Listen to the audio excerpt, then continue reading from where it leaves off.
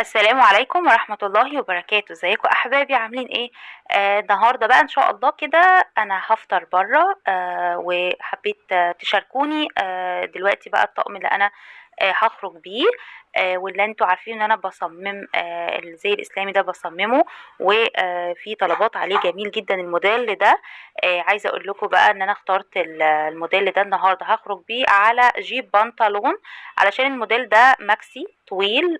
فانا قلت بقى ممكن نلبسه على بنطلون او جيبه مش هيبان، فاخترت الجيب بنطلون.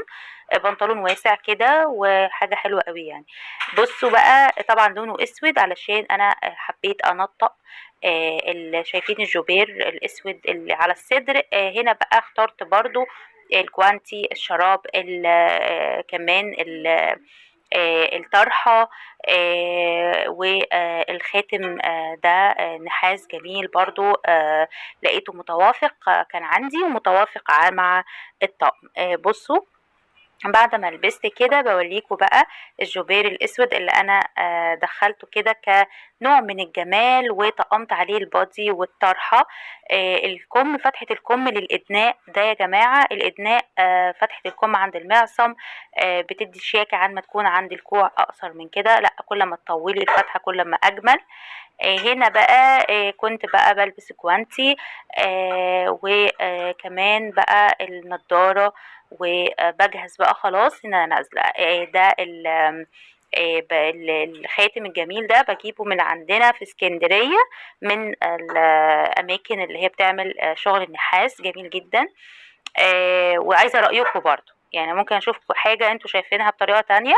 هنا كمان كنت بقى نازلة بقى في الجنينة قدام العمارة عندي، وقلت اصور لكم بقى كده في وسط الزرع كده والايحاء الجميل ده.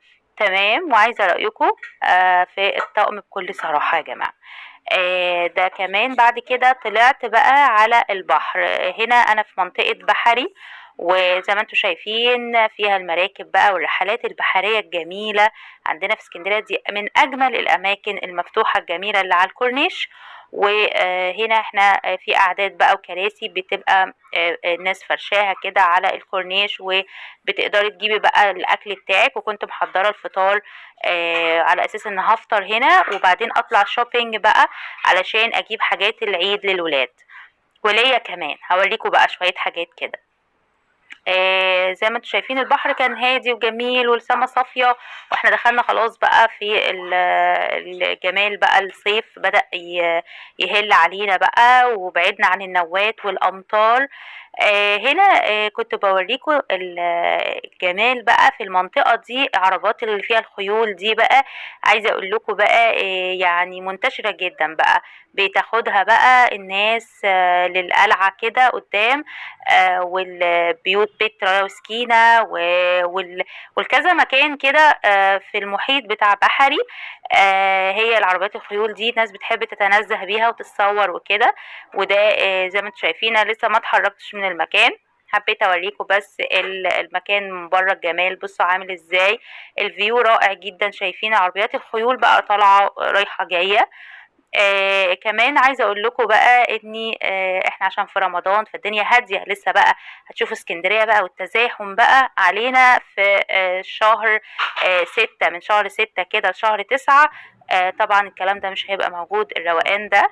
هنا بقى خلاص انا كنت فطرت بقى والحمد لله، وعملنا بقى كنا جاي انا وزوجي كنا جايبين بقى في العربيه السبرتايه.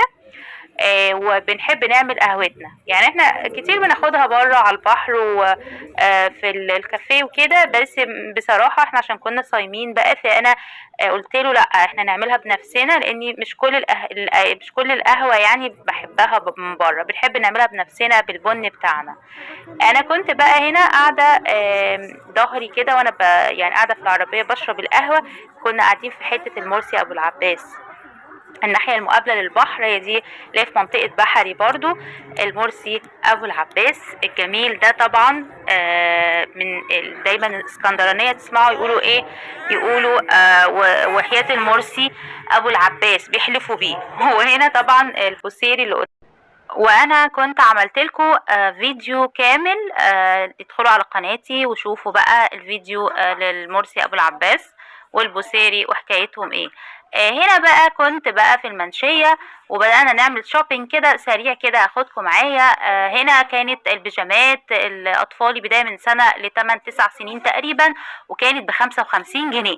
ودي ميس اسكندرية رخيصة وحلوة كده، والاستندات دي كانت في الشارع وزيها زي المحلات تمام، بس طبعا اللي كان بيبقوا فارشين في الشوارع دول بيبقوا مهودين كده وأسعارهم حلوة قوي. اللي ب55 تخش المحل ممكن تلاقيها 120 وانتي طالعة.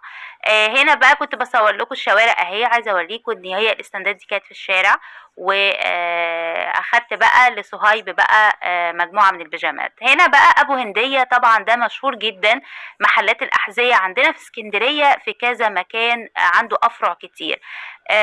دخلت لقيت بقى الشوزات، كنت عايزه اشتري حاجه بتجمع ما بين الشوز والكوتشي، فلقيت الشوزه اللي كلها الوان دي، اسود وبيج والازرق الزهري والفوشيا والاورنج وكده. انا اخدت الاسود، لقيتها ب100 جنيه، مناسبه جدا وحلوه. قولوا لي رايكم ايه في السعر. وانا بقى عيني على البيج والفوشيا، قولوا لي ايه رايكم. لو على ملحفه سودا مثلا وكده.